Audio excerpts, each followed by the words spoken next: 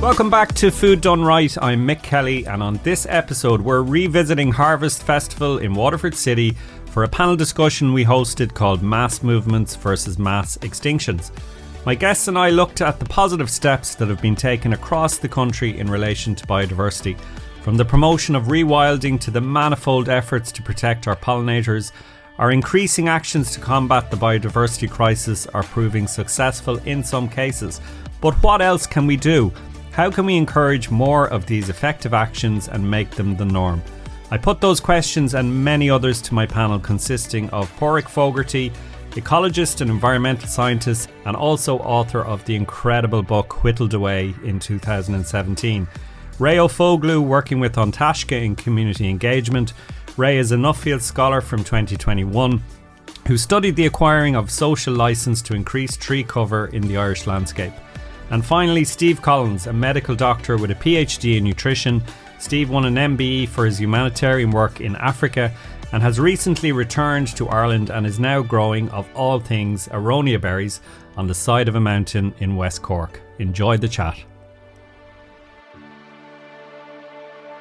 So I want to start, Padraic, with you just to maybe paint a bit of a picture, if you could, for what is the state of sort of biodiversity in Ireland currently, and set the scene for us a little bit. People will be familiar that we have, the climate crisis, and we also have the biodiversity crisis. I think the biodiversity bit is much less understood, and partly that is because biodiversity doesn't lend itself to being measured in the way that climate is. It's very hard to measure biodiversity, whereas for climate you can monitor the greenhouse gas levels in the atmosphere minute to minute practically. Whereas even in Ireland we don't know how many species we have, for instance. And typically if you go out and do a survey, it's very labour intensive, and then you're waiting years to find out what the results are. But we do know that basically in Ireland we don't have natural ecosystems anymore. So, I think we can understand that, we live in a living biosphere, and it works because we've had natural ecosystems that have been evolving over many millions of years, and in Ireland they just don't exist anymore because we've destroyed them all. And you can look back at the history of our land, whereas once we were 80% forest. And today we are one of the most deforested countries in the world, in fact, and this is not something that really registers with people because obviously we lost those forests a very long time ago. We know also that our seas are chronically overfished, and actually here in Waterford, anybody who is kind of middle-aged like me or a little bit older will remember the enormous herring fishery that came into Dunmore East and Dungarvan back in the 80s. The boats were literally sinking. They had so many fish coming in on them. They're gone now. And so our seas are practically empty compared to what they were. We know that about half our rivers are polluted. Our bogs are mostly destroyed, and our bogs are so important in terms of storing carbon and water, as well as providing habitat for species. So it can be very hard to drive through the countryside and you see the fields are green and there's trees and everything is bucolic and it looks very attractive. Yeah. But then we're actually looking at a scene of utter ecological devastation. And that is also reflected in the fact that so many of our species in Ireland, if they're not already extinct, they're literally hanging on by a thread. And we know, for instance, that over maybe about 115, 120 species have gone extinct from Ireland completely because of human activity. But even more than that, in my lifetime, and I'm approaching 50 now, when I was a child in the late 70s, early 80s, the species that are nearly extinct today were common and abundant. So I'm talking about curlews, corncrakes, angel sharks, eels, salmon. All of these things were quite common only 50 years ago, and now they are all threatened with extinction. So it's not only that species are going extinct, it's that the abundance and the diversity in any given area has fallen off a cliff. So it's really interesting the way you frame that, because I think we tend to think of biodiversity, we think of bees and insects, and I think all of us have that experience of kind of driving around and your windscreen used to be covered in bugs and so on, and now no longer the case. But this is also a kind of a land and sea use issue as well, isn't it? It's about way more than just the insects. Oh, very much so, and in many ways it is reflective of our values, and obviously it's not only confined to Ireland. We have a biodiversity crisis pretty much everywhere, but for decades, even centuries if you like, we have seen land. We've been in a struggle with it. It's for years it was hardship. It was about making a living, trying to get something out of it, and then as soon as we were really able to do that with technology and subsidies and do it at scale, we've really gone hell for leather in terms of the economic exploitation of land and sea. And these are largely non-renewable resources. Theoretically, you could fish every day for infinity, but you can't, fish at the rate that we have been fishing and expect the sea to maintain its abundance and its health.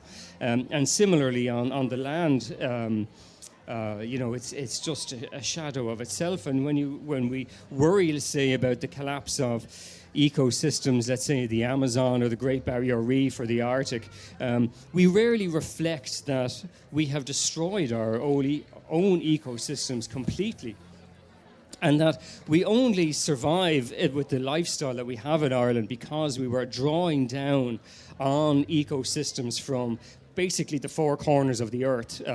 When you go into a supermarket and you buy an average product, we don't even think about this, but the ingredients are coming from everywhere.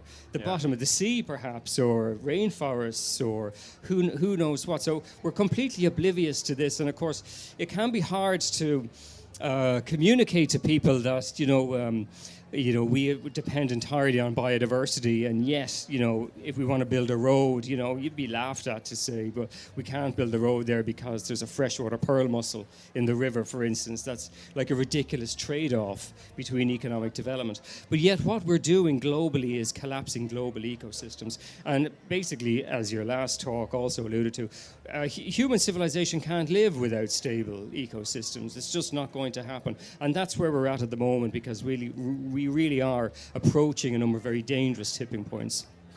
Right, just to bring you in then, what's your sense of, I suppose, we tend to think about like bees and insects, and if we do it all, maybe as a bit of an annoyance, and like, what's the sort of impact of the kind of biodiversity loss that Padraic is talking about?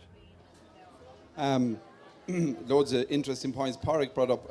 I would say, Padraic, they mightn't move a road for a pearl mussel, but they moved it for a fairy tree in County Clare a couple of years ago, if you remember, the hawthorn tree near Ennis. It was also interesting to hear you talking about like the loss we've experienced in our own lifetime. And I mean, if we're observing tangible losses that we can observe in a 50 or 60 year lifetime, ecologically, that's a heartbeat. They're literally disappearing off a cliff edge. And a chap who works for the MPWS, I heard him giving a statistic a couple of years back about the curlew, and when Packy Bonner saved the penalty against Romania in 1990, I was 8 years old, and we had 3,000 pairs of breeding curlew in Ireland at that point, and I think the current figure is 120 pairs left. So wow. I mean, I would say there's probably people would say they're actually already extinct. It just the last few pairs haven't been wiped out quite yet. So yeah, it's the loss is absolutely profound. And Padraic also mentioned the herring in West Cork and Waterford, and I actually lived down there at the time that they were transitioning, because the herring were gone, onto sprat, and sprat or whitebait they call it. Like that's my understanding is it's not actually a regulated species. It's not regulated by quota, so they were able to fish it without any limits or restrictions. And these whitebait, the sprat, they come inshore at a certain time of year, and they're sitting ducks. The fishermen are able to target them and bottle them into such a small area that they can literally wipe out the whole lot of them. And they form the bottom of a food chain for a whole group of really important marine birds and cetaceans. And and what are we catching them for? To be milled up, to be turned into animal feed or fertilizer, or it's certainly not particularly useful products, and certainly not products that warrant the wiping out of a critical part of oceanic food chains. So, look, it is everywhere you look, and to me, one of the saddest things is that it's got such a low public profile. You know it's not that it's accepted. I wouldn't put the blame on anyone or any group, but. We go for a walk in a woodlands, a small woodlands of 20 hectares provided by Quailshire, and we think that scratches the urge for nature. To me, I want to see, and I'm profoundly aware that there's really significant social issues go along with this, but I'd love to see wildernesses in Ireland with species that could surprise you and even startle you. Like I see Padraic's t-shirt with the wild boar, and these conversations, not only are we not having them, you're not even allowed to have them. And I work closely with farmers, and I was actually with a dairy farmer this morning, and I know Kieran, who was on the stage. I have the absolute height of respect for farmers, and I think they make really legitimate points about the impact of these species on their systems and on their livestock, and I think we really need to countenance these issues, but I don't think these issues get to negate the possibility of re-establishing functional ecosystems.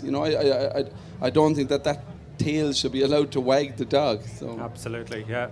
Steve, if we take a kind of I suppose come up a level from Ireland and maybe think about a global perspective first of all, and I know you've a farmer's perspective in Ireland as well, but what impact did you see biodiversity kind of collapse having when you were working in Africa? Because I know there's a couple of examples you've told me about before that are really startling about the impact of climate change and biodiversity loss on soil and on food systems, and ultimately then on into starvation and worse.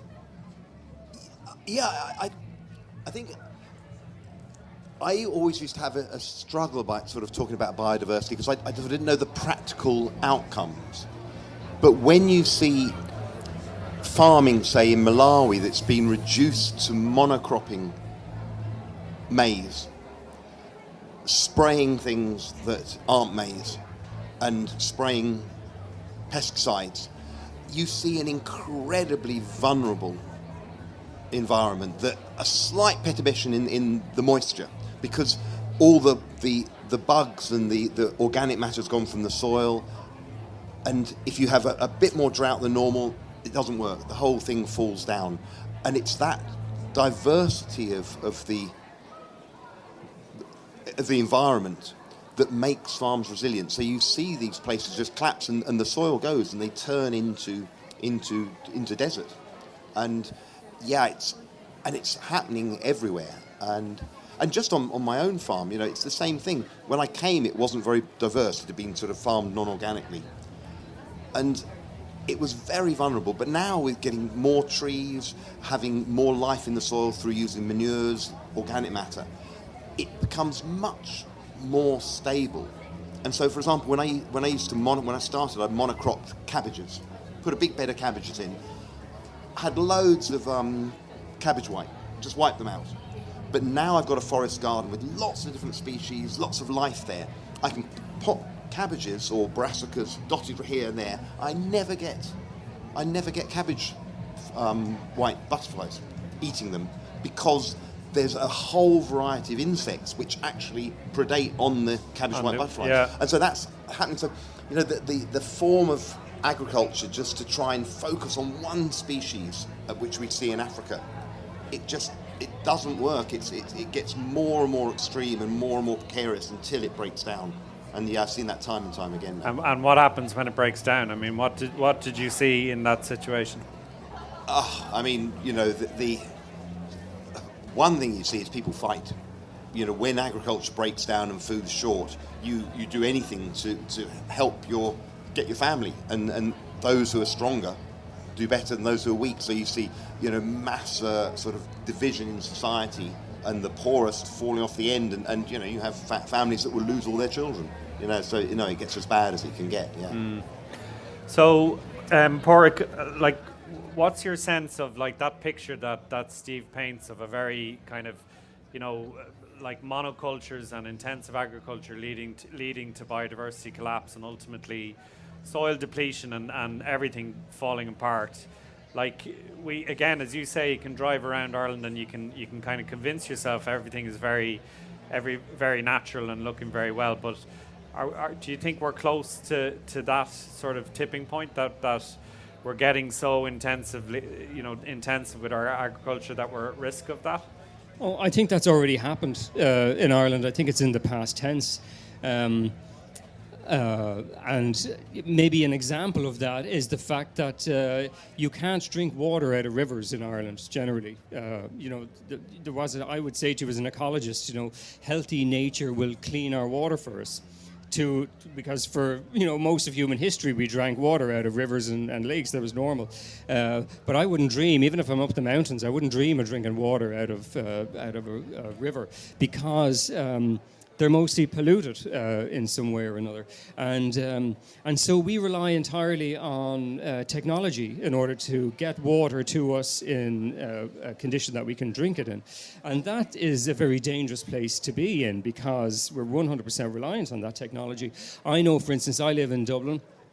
And about 2 winters ago, the treatment plant broke down that provides water to Dublin. And I'm aware that there are lots of rural communities that can't drink water. They're on boil water notices because of the pollution. But because, I suppose, it affected our capital city, it made the news and so on. And of course, the argument was that this was because some filters broke down in the treatment plant. But nobody was asking, why is the water going in our rivers contaminated with bacterium and viruses that are dangerous to our health? I didn't see that question being asked in the media. And if you looked at where the water was coming from in the River Liffey, you could see, the landscape was mostly agricultural. It's full of one-off houses with septic tanks. If you go up into the mountains where the River Liffey rises, you will find one of the most degraded landscapes that anybody can see on Earth. It's completely blasted. But yet, we sell these things as tourist destinations. So there is a total disconnect there between what we get from nature in reality, the water, the food, our own physical and mental health, and the actual desperate state of nature. Now, that is because there has simultaneously been a breakdown in our ethical relationship with the natural world and also the educational relationship with the natural world. We don't know very much about it. Most people I know would not be able to identify trees in a hedgerow, for instance. They would not be able to identify the fish that they're eating if the fish was actually swimming around in the sea or in a river.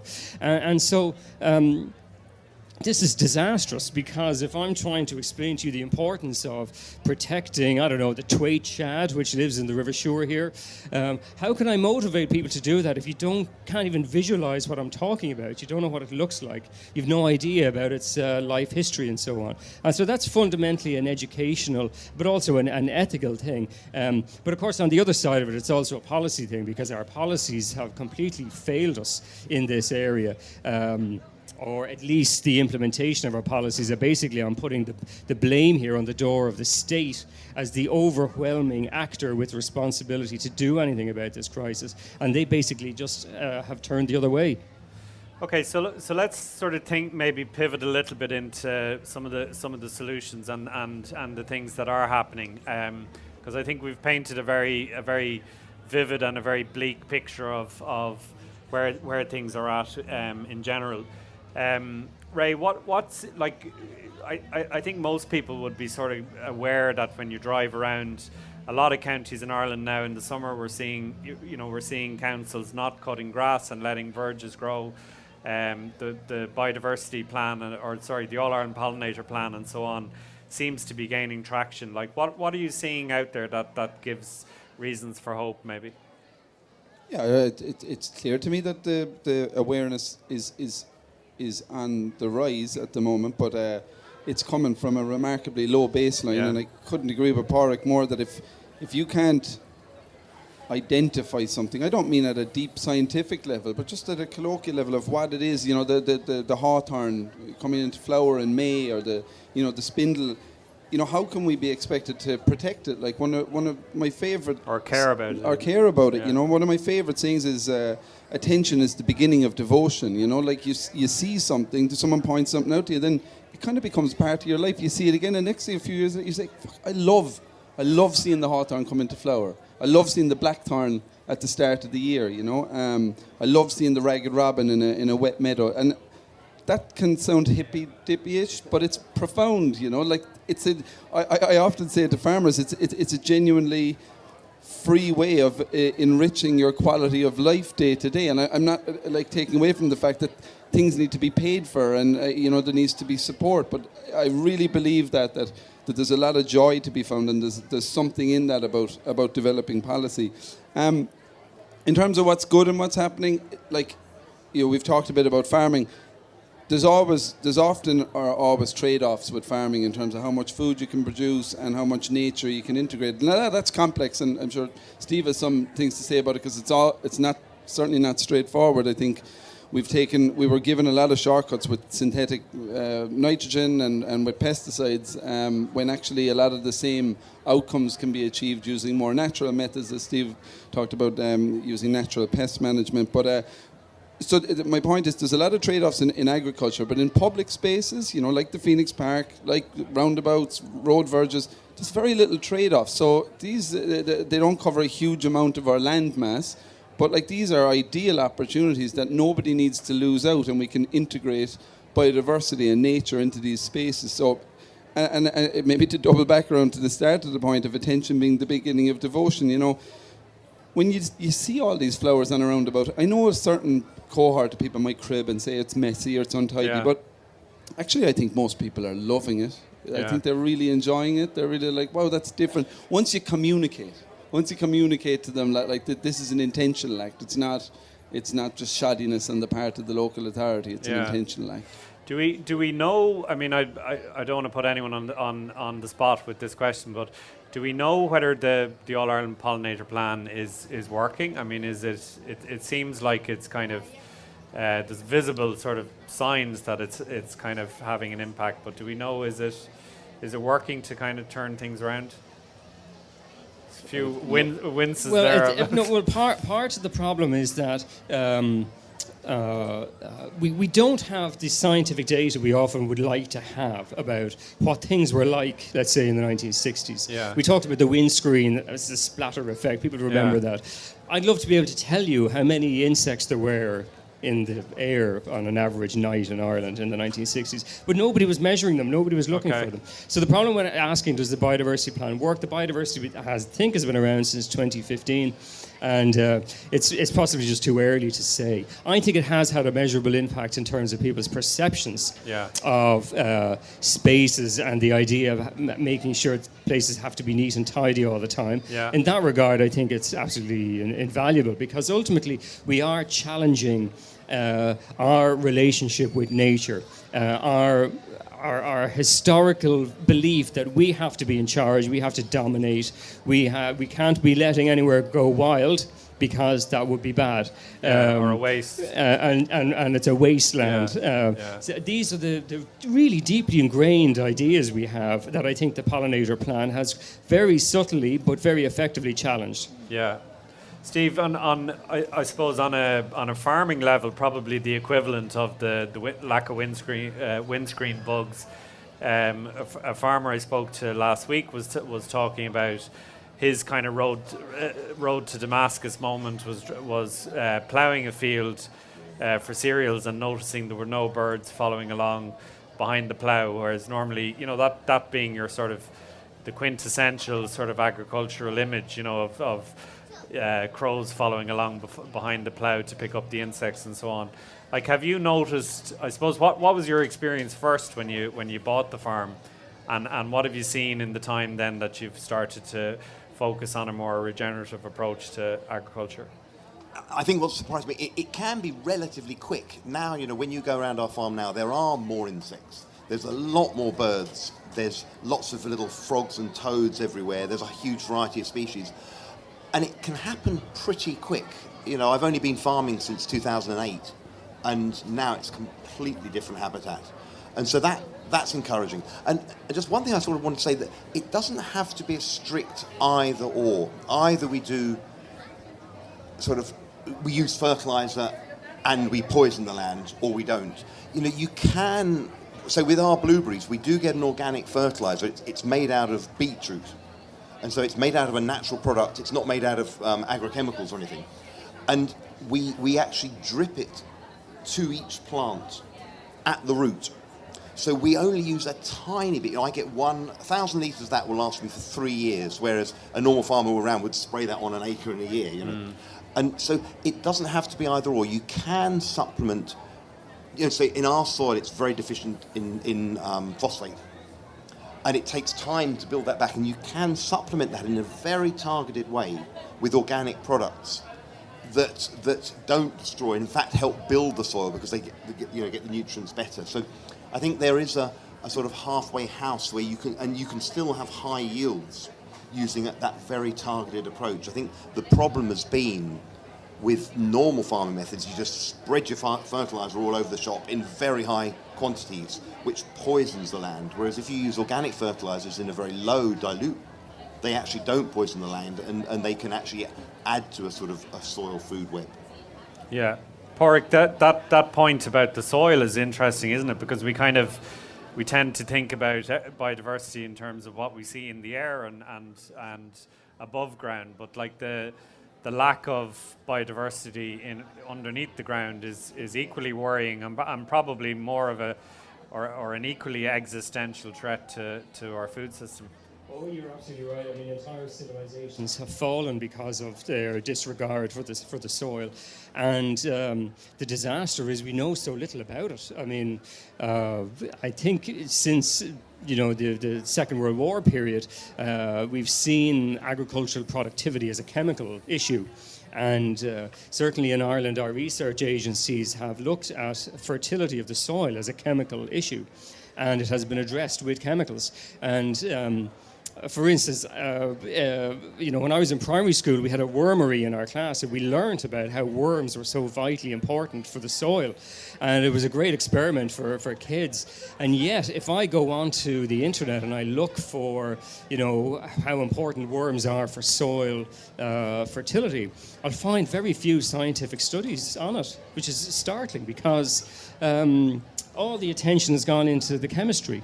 Yeah. And so we're left knowing, really, in our hearts that soil is critically important, but we know so little about it. I think one of the good news stories of the last couple of years is that despite that chemical productivist narrative, we have seen a growing cohort of farmers who are re-engaging with their soil and asking these critical questions. And this fantastic movement of regenerative farming is really gaining legs now, which is really a good thing. The other thing, just I'll add, I mean, we're talking a lot about farming, and obviously the festival here is about food, but the really big win is the ocean. The ocean is 3/4 of our planet. Even in Ireland, our territorial waters are 10 times the size of our land. And, if we're looking for quick wins in terms of climate, biodiversity, our own ability to protect ourselves from extreme weather events, we should be protecting the ocean, with a great sense of urgency. And it is also one of the areas which could recover the quickest if we were to protect it. And what I mean is really shutting down industrial fishing as we have known it, and creating marine reserves. That should be done yesterday. But of course, climate change is having a huge impact there. I heard this morning a guy talking about the temperature in the water off Dingle at the moment is 19 degrees, and like there's octopus starting to sort of migrate north. Being seen an awful lot, actually predating on lobsters in nets and stuff like that. So the changes that are coming down the tracks, even in the ocean, are going to be really profound as well, aren't they? We haven't really got our heads around it, because the ocean is really, the sleeping giant, and we think we know it, but we don't, and we see that it's acidifying because of the increase in carbon dioxide in the atmosphere. It's warming. It's obviously, when some liquid gets warmer, it gets bigger, so it's the sea level is rising, and also from the melting of ice caps and so on. So this is what I mean, that if we want to really protect ourselves, we should be protecting the ocean first and foremost, and yet it's still not something we're doing. Yeah, and Ray, we've kind of, I always feel like we've slightly kind of infantilized our relationship with food. Like we just take whatever we're given. We're sort of afraid of it. It's almost like a slightly childish relationship, and it's sort of similar to our relationship with nature as well, I think, isn't it? God, yeah. Where to start? I think it's a natural consequence of being separated from the land. I think there was a time when I've been to East Africa a couple of times as well. They were 60 and 70% of people work on the land, and so you have a profound respect for it because you work with it day to day. You understand what it does, or in a positive way, but what it can do if it's mismanaged. Now we've become so urbanized and so detached, and as you say, potentially infantilized. There's not an understanding or a respect for food production and land and nature, and I think that's really understandable. How could we expect to have a relationship with integrity with it when it's not part of our day-to-day lives? It just comes wrapped in a piece of cellophane in the supermarket, and I don't know how to address that because I don't see us going back to the land en masse outside some kind of a dystopian climate event, which might happen as well. Yeah. But I don't see us going back to the land. So I was a couple of weeks ago. I was in California, and it was just incredible to see the food production system there. Some people would say, it typifies everything that's wrong with food production. You're talking about 6,000 acre farms growing only tomatoes. Growing hundreds of thousands of tons of tomatoes, but I'm not making an excuse for them, but I am wondering, this is a system that's emerged to feed 8 or 9 billion people. Can we move back to a more small-scale, local, food sovereignty-orientated system and still feed the same amount of people? I mean, that tomato production system is in the San Joaquin Valley. It's a desert. Nobody would want to live there. Yeah. So yeah, well, there's always that tension, isn't there? And feel free, anybody, to jump in on this point, like the tension between kind of, the reality of a planet that needs to feed 10 billion people, as you say, in the not too distant future, and that kind of, I think, a general sense people would have that the more planet-friendly diet is more plant-based, but it's also more local, more seasonal, and so on.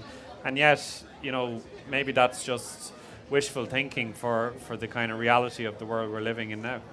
I think there are huge wins, moving to a plant-based diet. The amount, as in the first panel, the amount of land that is taken up producing food for animals and cattle particularly, it's huge. And so if you move to plant-based diet, you're freeing up massive areas of land that then don't have to be farmed quite so intensively to produce the quantity of food we need. And if you can sort of back off from the intensity, then the biodiversity and the other benefits come with it.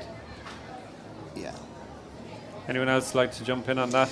Yeah, I think too often we see nature, and let's say nature in its wildest form, pitted against food production. Yeah. But there are actually some very big, easy wins we could have. For instance, nearly 20% of Ireland is peatland, and it contributes very little to food production. There's a lot of free roaming sheep. It's a very extensive system. On the face of it, you might say, well, it doesn't use fertilizers or pesticides or anything.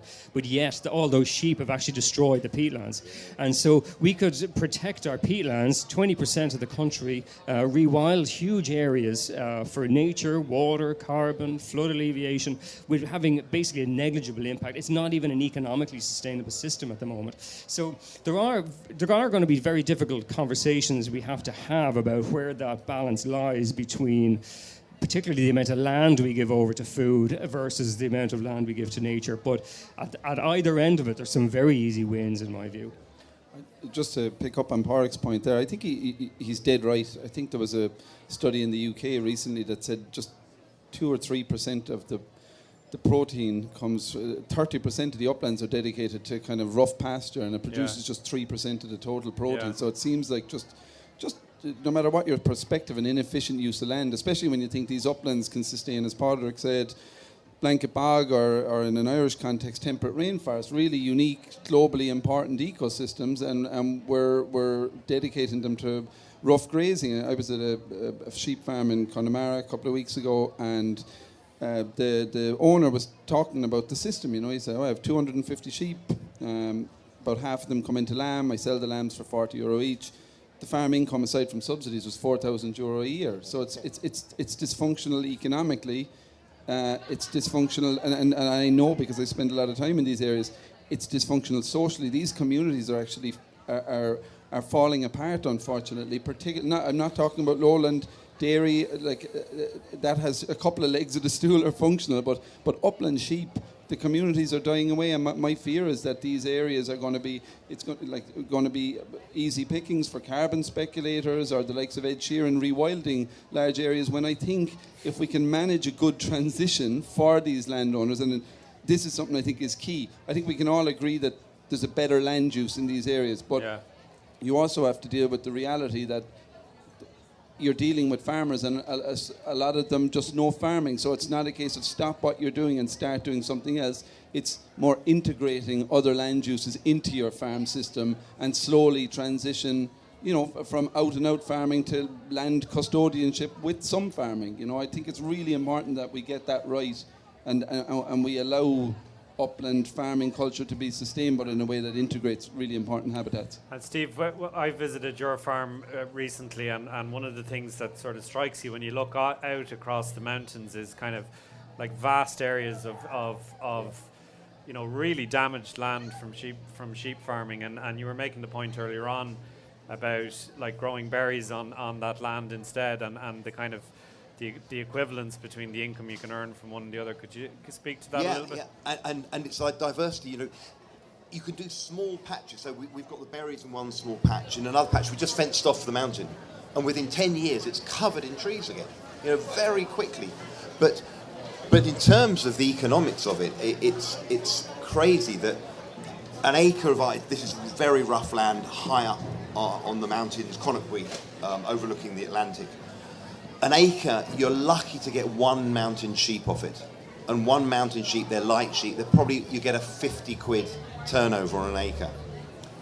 Within 3 years of planting these perennial berries, so these Aronia berries that have deep roots, they go down into the subsoil, they bring the fungi with them, the bacteria from the fungi, they create soil, they store carbon deep down. Within 3 years, 4 years, I planted them in 2019. 3 years. Probably this year, the value of the crop there would be about 3,000 quid. So it's nearly 2 orders of magnitude more. And these plants will carry on growing. So ultimately, I'll be a 100-fold increase in economic productivity.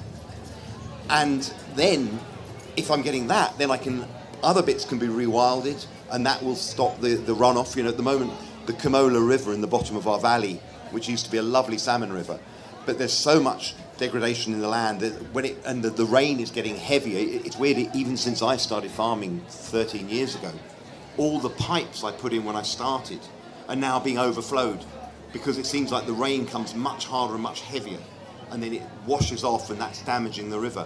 But if you're making more money out of your acre of berries, then you can afford to have these zones around where the water runoff that slows it. If you have trees on the mountain, the water gets absorbed rather than just runs off. Of course, when it's absorbed, then it's there to provide moisture, even if it doesn't rain. So once you've got a model that can generate a bit of cash off the mountain, you've got free cash to do other things that then have a positive feedback. So I do remain an optimist in that at the moment we're in so many negative feedback loops.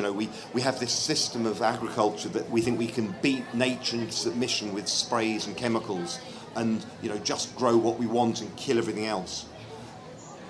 And that leads to lots of negative effects. We haven't got the pollinators, the water runs off, it takes the soil away with it, you get more superbugs coming up, you have to spray them more.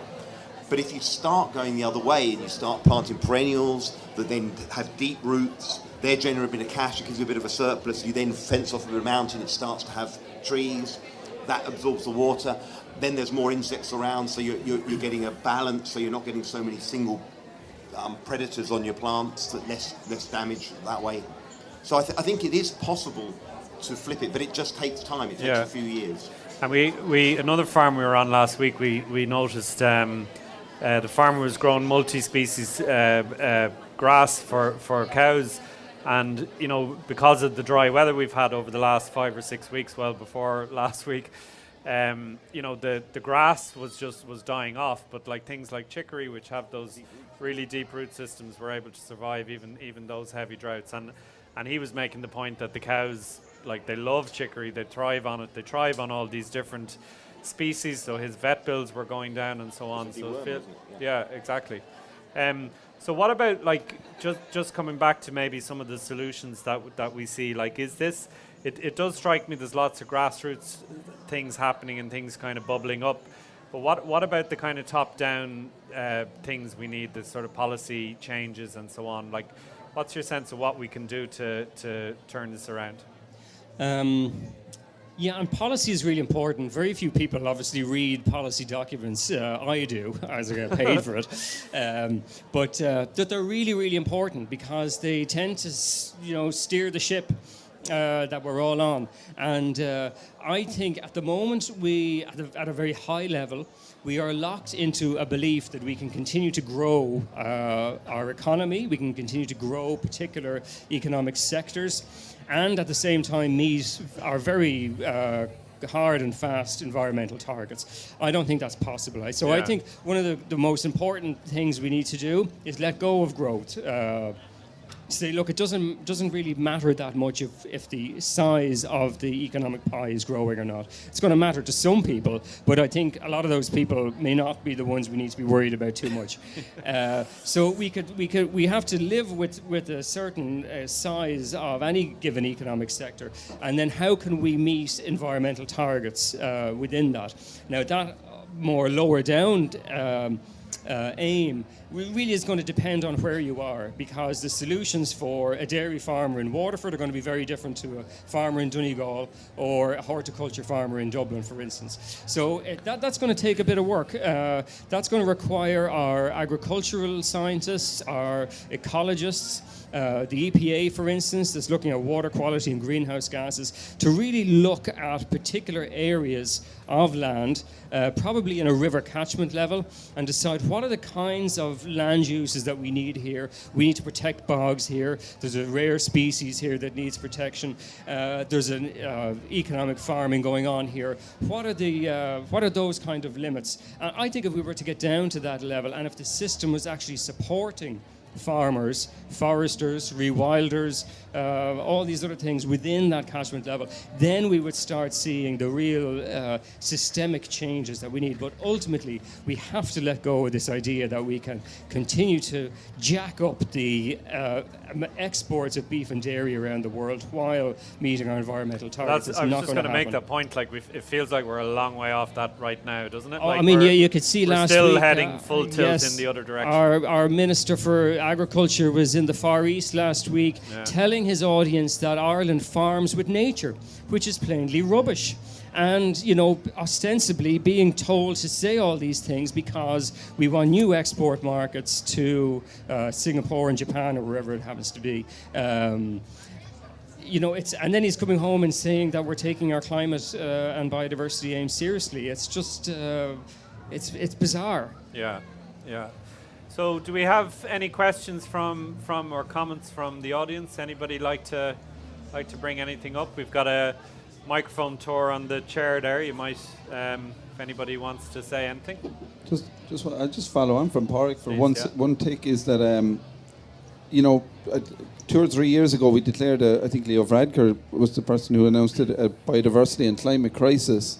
And I think if you do that and then you don't act like a crisis, it actually undermines the whole word and an idea of what a crisis is. So Padraic is absolutely spot on about policy. Really, everything is downstream of policy. But I'd really like to see action that signified that the government did think it's a crisis. And I think that could look actually really exciting at a rural level. I think there's actually a lot of goodwill on the parts of farmers and community groups and landowners, and a lot of willingness to do to do amazing stuff. You're actually seeing a lot of projects emerge on farms at the moment that are being done at the farmer's own expense. And I think if there was schemes or programs in place to support those things, you could see an explosion of good things happening. What role does the kind of agricultural advisory body have? I mean, it just strikes me that any of the farmers we've spoken to who are looking at regenerative agriculture and trying to do things differently are doing that in the face of like not only cynicism but like being told they're doing the wrong thing, like they're not being supported at all by Teagasc. Not even being told, potentially being fined. So one of the things I do, and don't tell the department. This is being recorded, by the way, just to say. You can do hot composting. So if you've got cattle, so I've reduced I have a very few cattle now on the mountain, and they just live up on the mountain. But for 1 month a year, I feed them on a feeding pad, a thick wood chip feeding pad. And then I hot compost. So I aerate it, so I read it up into a pile and I turn it 3 or 4 times in the first month, and it gets up to about 60 degrees, kills all the weed seeds, and it will break down wood chip in the space of 1 year. So I have usable, high quality compost in the space of 1 year that I can then put on and grow all my trees and grow my blueberries and fertilise my whole farm with it. But I'm meant to have a tank for any runoff. So I have a reed bed. So I've left a hectare of reeds where all this drains into. So no nutrients leave the farm. So in terms of, I understand the department says you must have a tank to catch all the runoff from that pad. And I can understand their rationale that they don't want pollution going into the rivers. It's a really sensible rationale. But it's this idea that you have to have one type of solution. I have to pay 20,000 quid to get a tank, whereas actually a reed bed with all the biodiversity increases that has, that achieves exactly the same result, is currently not really allowed. And so there's a need for sensible, and it's like localized solutions again. You know, that the old grant system was someone in Brussels would say, oh, you need to have bird boxes, or you need to have apple trees, but only 10 apple trees. And the absurdity of someone in Brussels dictating what's good on my farm. And so I think I see a lot of hope in that our good friend Brendan Dunsford in Clare having this targets for ecological services, but actually defined by ecologists in the area and with the farmer. And so they can say, well, actually, look, I've got curlew on this land, so let's create a habitat for curlew with indicators. Or I've actually got freshwater mussels, or I've got whatever. But so you get ecological service targets which are defined for the specific area in the specific farm, rather than this top-down approach. So I think there's a huge way to go forward in working with farmers to define their own targets and how they're going to meet them. And for me, I see that as a really positive, and I think it's starting to happen, so I'm really hopeful that will happen. But Ray, the reality, I suppose, is that farmers are still being told by like the state's advisory body to spray X times a month, to use Roundup like just before you harvest your crops, to make it easier to get in and harvest and so on. So we've got, all of the personal action that's coming out of the pollinator plan and so on, and people rewilding in their gardens. But like if we don't change what farmers are being told at a state level, like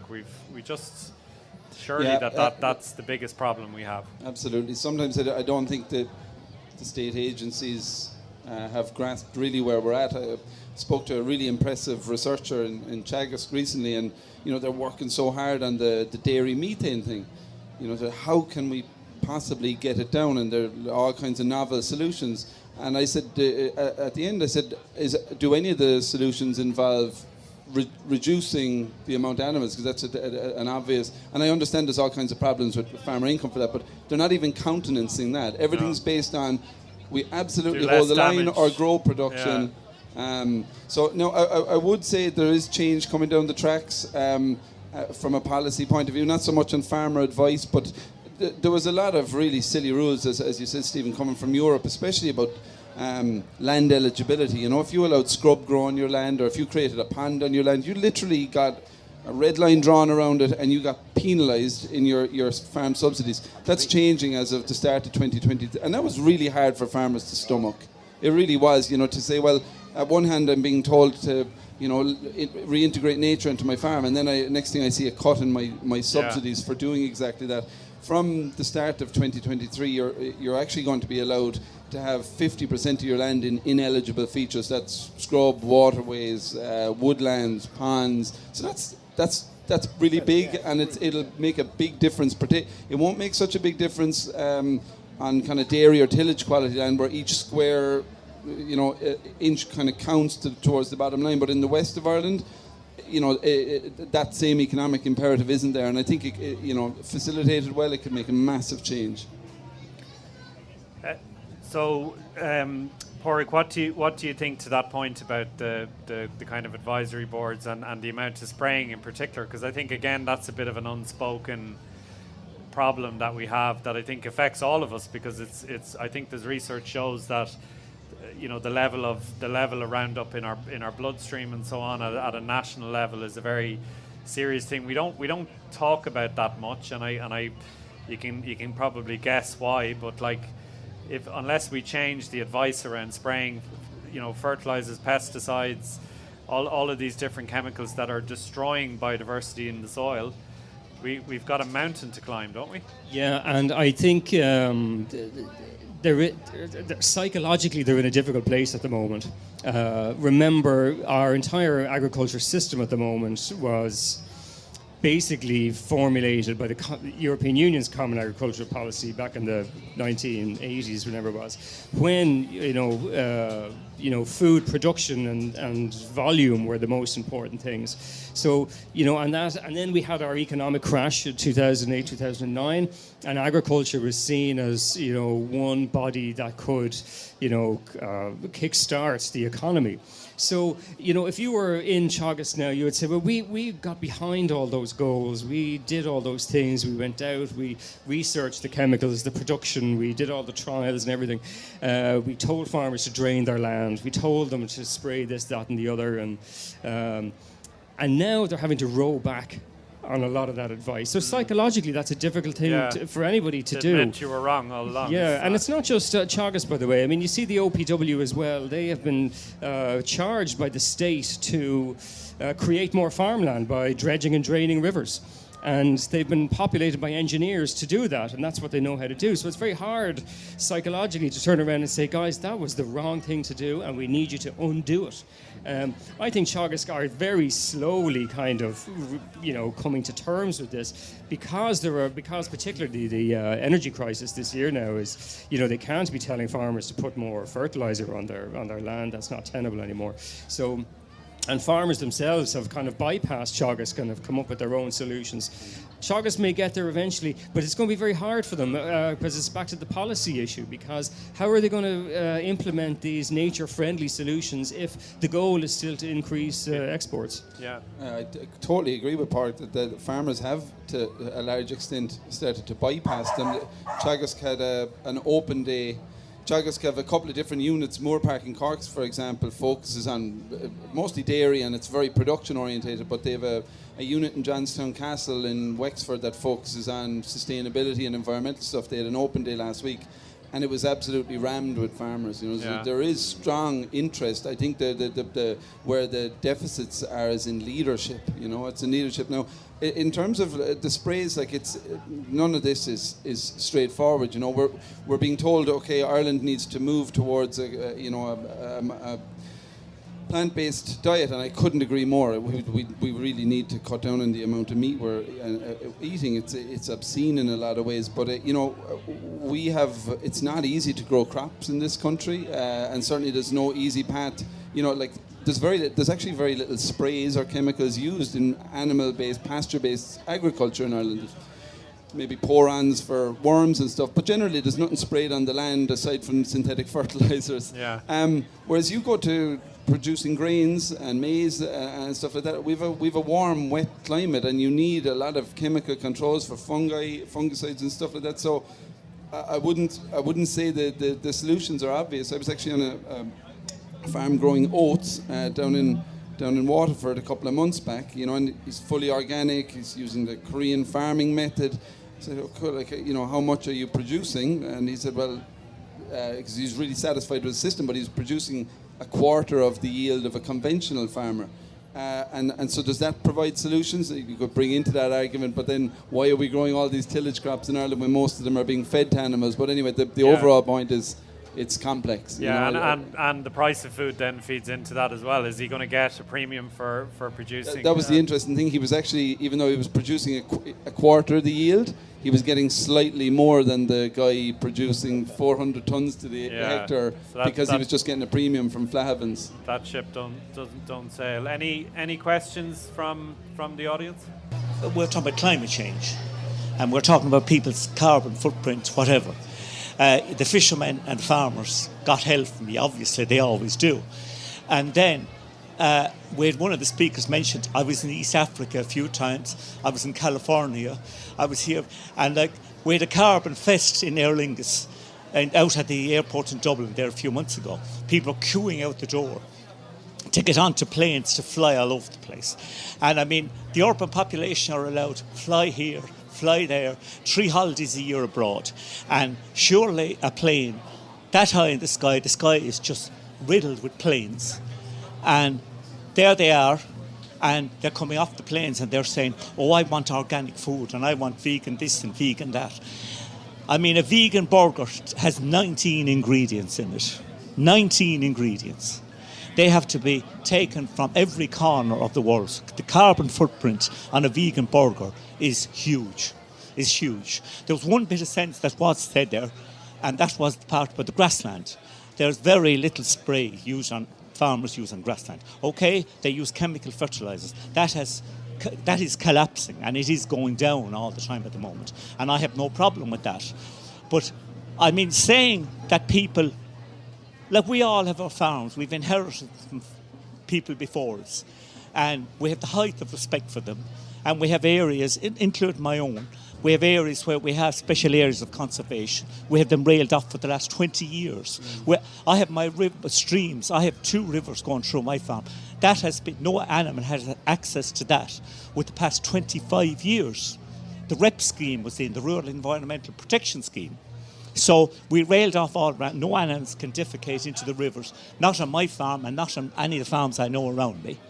But there's nobody will give credit. I always think when you have people with extreme views, it really gets up farmers' nose. And we're getting such an overdose of vegan this, vegan that at the moment.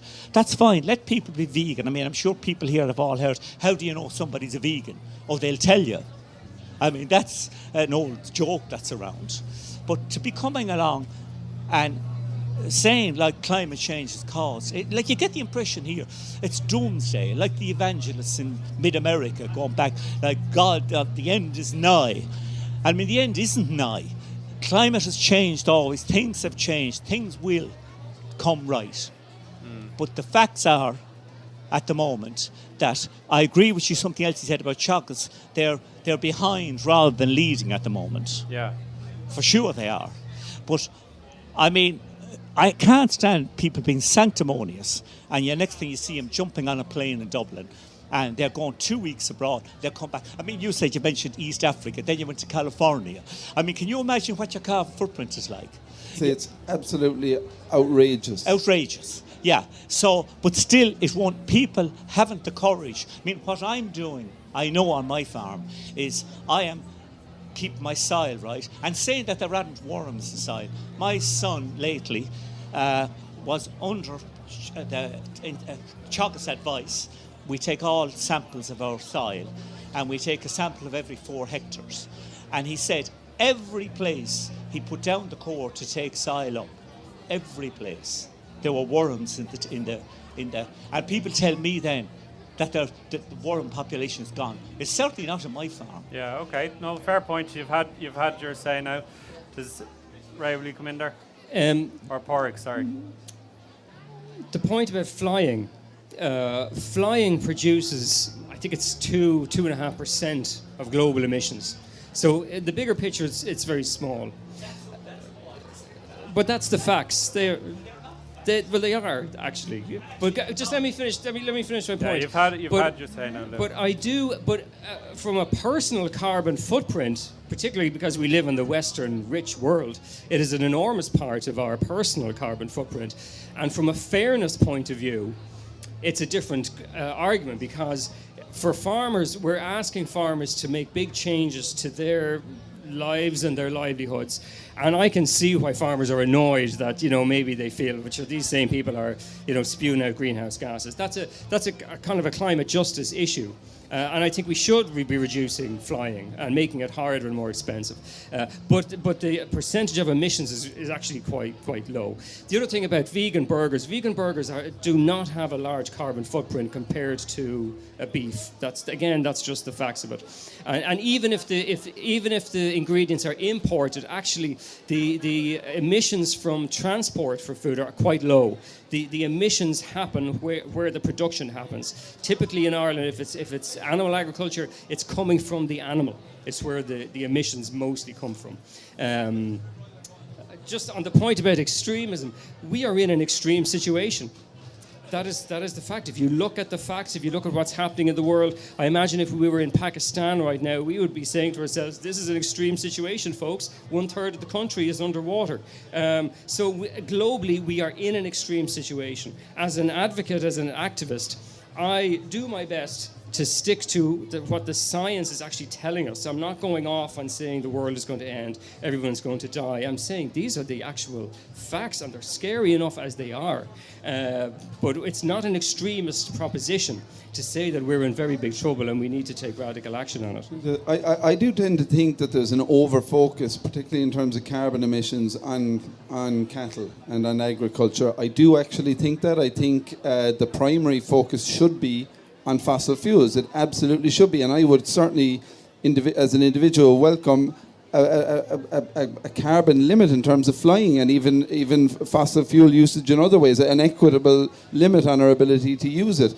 But what I would also say is the emission ceiling limits that have been put on different sectors, farming got treated completely different. Farming is obligated to make a 25% cut in its emissions.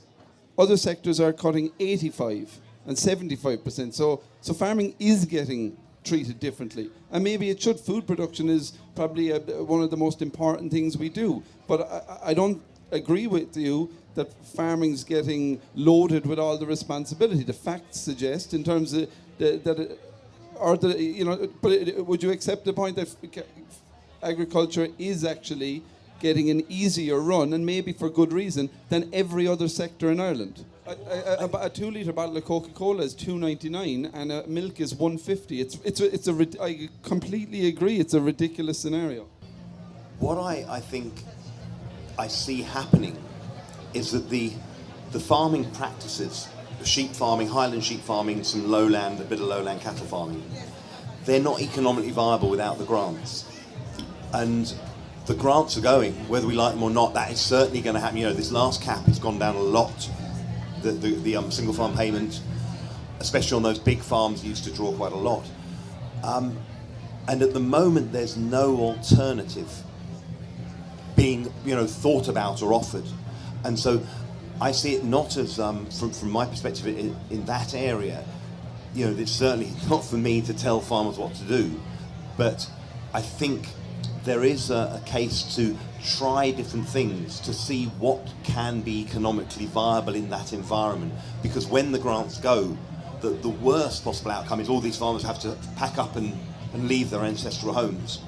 And so I suppose that's what I see trying to do on my farm, is just try, and I keep cattle. I've got Dexters high up the mountain, they keep out all winter. And at the level I've got now, I used to I had about 80 animals. I'm gone right down to 25 now.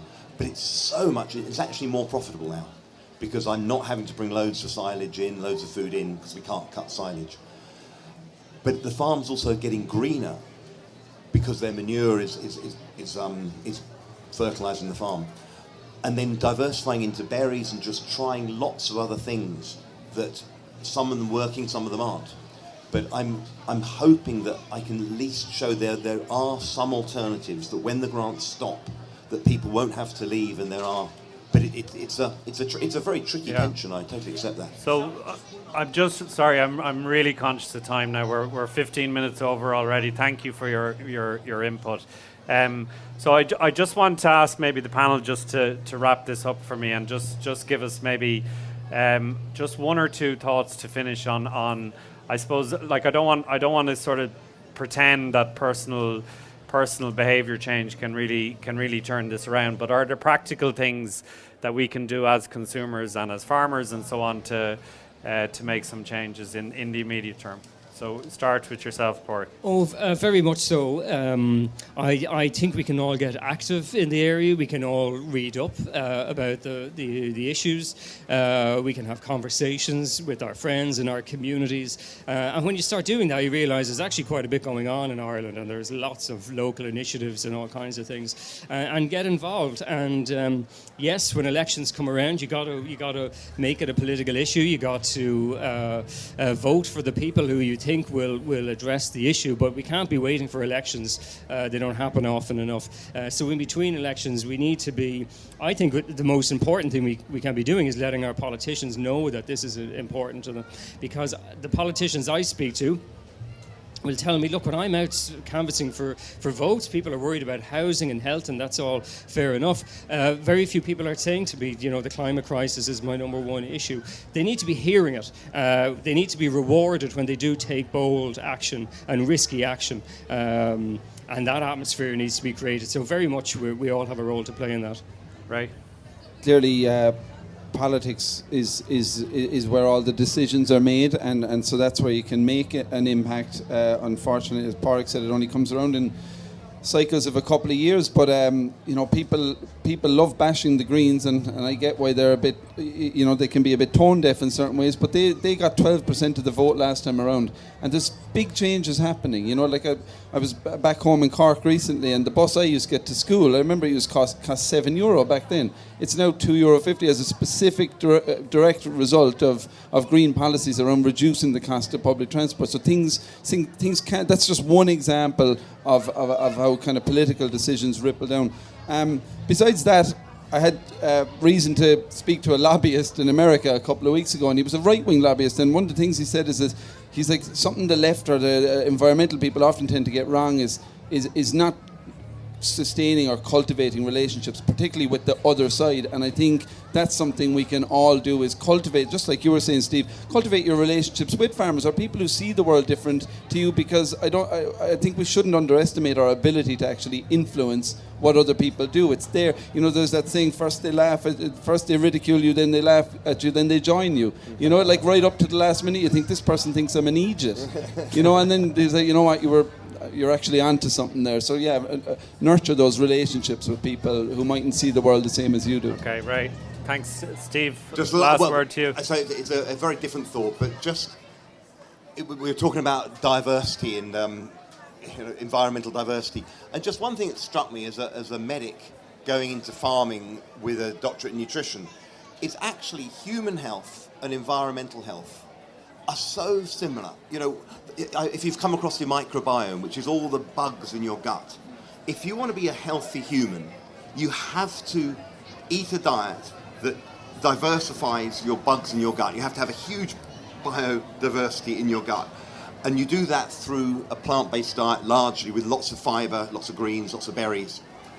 And it's very analogous to soil health. If you want a healthy soil that's productive, you have to nurture it and get all the bugs. And so I just thought it's a nice thought to end on. It's a positive thought that, what we have to do for the environment is what we have to do for ourselves, really. It's keep this diversity, and hopefully we'll be healthier.